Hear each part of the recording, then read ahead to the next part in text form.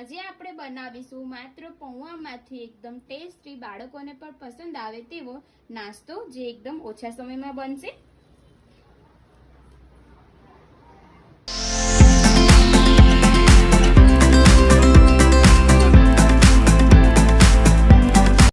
Hello friends, તો આજે આપણે બનાવીશું માત્ર એક વાટકી પૌવામાંથી એવો ટેસ્ટી નાસ્તો જે તમે સાંજ સવારના નાસ્તામાં પણ બનાવી શકો છો।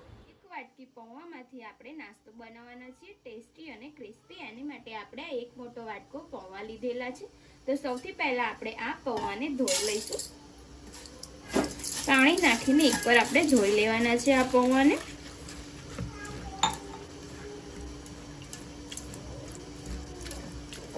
પૌવાને આપણે ધોઈ લીધેલા છે। હવે આપણે આ એક નાની વાટકી જેટલી છાશ લીધેલી છે એ અંદર આપણે એડ કરી દઈશું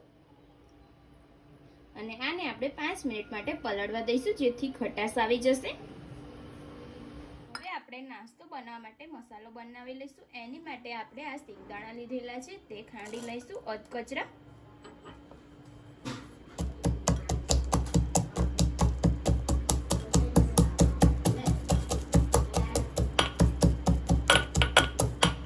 આ પૌવાને આપણે છાશમાં પલાળ્યા 5 મિનિટ થઈ ગઈ છે। હવે આપણે આને મિક્સ કરી લઈએ एकदम सारी रीतना અને પૌવા પણ આપડા પોચા થઈ ગયા છે સરસ। હવે આપણે આની અંદર મસાલા એડ કરીશું। આ આપણે જે સિંગદાણાનો ભૂકો કરેલો હતો તે એડ કરી લઈશું। આનાથી થોડો ક્રન્ચી ટેસ્ટ આવે છે।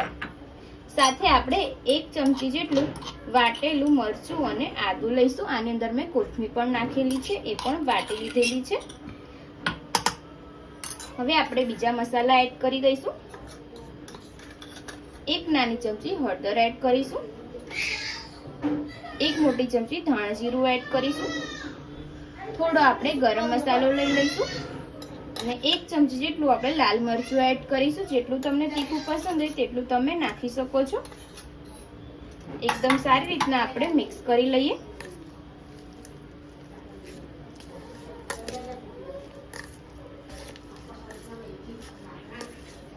સારી રીતના મિક્સ કર્યા પછી હજુ આપણે બીજા લોટ એડ કરવાના છે આની અંદર।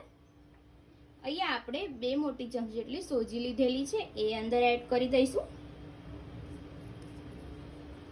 આજે આપણે નાસ્તો બનાવીએ થોડો ચીકાસવાળો રહે અને ચોટી રહે એના માટે તૂટે નહીં એના માટે આપણે આ ચણાનો લોટ લીધેલો છે એ મેં 1 ચમચી જેટલો લીધેલો છે।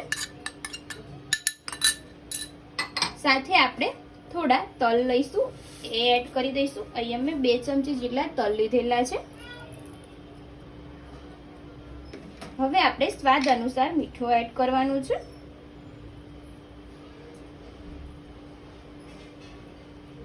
અહીંયા હું 1 ચમચી મીઠું એડ કરું છું। થોડી આપણે ખાંડ એડ કરી દઈશું। 1 ચમચી જેટલી ખાંડ એડ કરીશું। બધું આપણે સારી રીતના મિક્સ કરી દઈશું।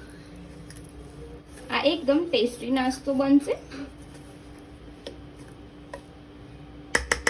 એકદમ સારી રીતના આપણે મિક્સ કરી દીધેલું છે। હવે આપણે હાથેથી જ મિક્સ કરીશું। થોડું આપણે હાથેથી મસળી લઈશું।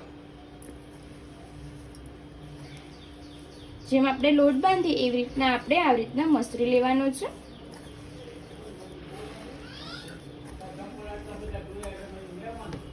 અહીંયા જો તમને આ પૌવાનું થોડું ઢીલું લાગે તો તમે લોટ એડ કરી શકો છો આની અંદર। નક્કી સોજી પણ એડ કરી શકાય।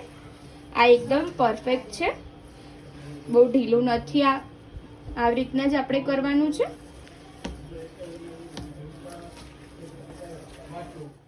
એકદમ સારી રીતના મિક્સ થઈ ગઈ છે અને મસરી પણ લીધેલું છે। હવે આપણે આમાંથી થોડું લઈશું લોટ, જે આપણે લોટ જેવું જ થઈ ગયું છે અને આવી રીતના આપણે ગોળ કરીશું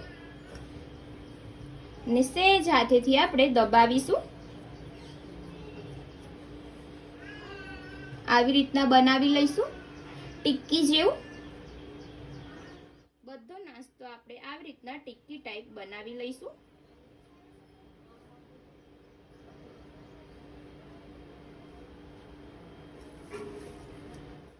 આપણે બધો નાસ્તો બનાવી લીધેલો છે ટિક્કી જેવો અને તમે વડા પણ કહી શકો છો એ રીતના પણ લાગે છે। હવે આપણે આને ફ્રાય કરી લઈશું, તળી લઈશું। જો તમે વધારે તેલમાં તળી શકો તો તમારે એમાં પણ તળાય અને આ મેં ઓછા તેલમાં જ તળવાની છું હું। આપણે તેલને ગરમ ગરમ થવા દેવાનું છે, પછી જ આપણે તળવાના છે. હવે જે આપણે આ ટિક્કી બનાવી છે એ તેલમાં તળી લઈશું. તેલ એકદમ ગરમ થઈ ગયું છે.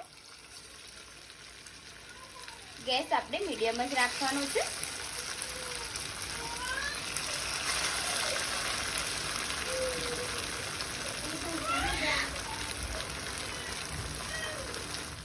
આપણે ચમચીની મદદથી એક સાઈડથી આપણે ફેરવી લઈશું આવી રીતના, અને આ રીતના આપણે ગોલ્ડન બ્રાઉન થવા દઈશું બંને સાઈડ. ગેસ આપણે મીડિયમ જ રાખવાનો છે, એટલે અંદરથી આપણી ટિક્કી કાચી ના રહી જાય.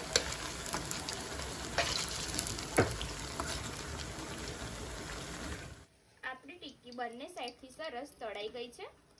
હવે આપણે કાઢી લઈશું.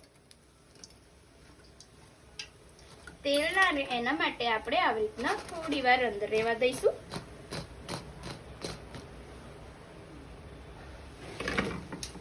આવી રીતના આપણે બધો નાસ્તો બનાવી લઈશું. ફ્રેન્ડ્સ, આજનો આપણો નાસ્તો રેડી થઈ ગયો છે. તમે જોઈ શકો છો એકદમ ટેસ્ટી અને નવી રીતે બનાવ્યો છે આપણે. તમે ઘરે જરૂરથી ટ્રાય કરજો, ચોક્કસ તમને પસંદ આવશે. તમને મારી રેસીપી ગમી હોય તો વિડીયોને લાઈક કરજો, શેર કરજો, કમેન્ટ કરજો અને ચેનલને સબસ્ક્રાઈબ કરવાનું ના ભૂલતા. તો ચાલો મળીએ આપણે આવી જ નવી રેસીપી સાથે. જય માતાજી, જય શ્રી કૃષ્ણ.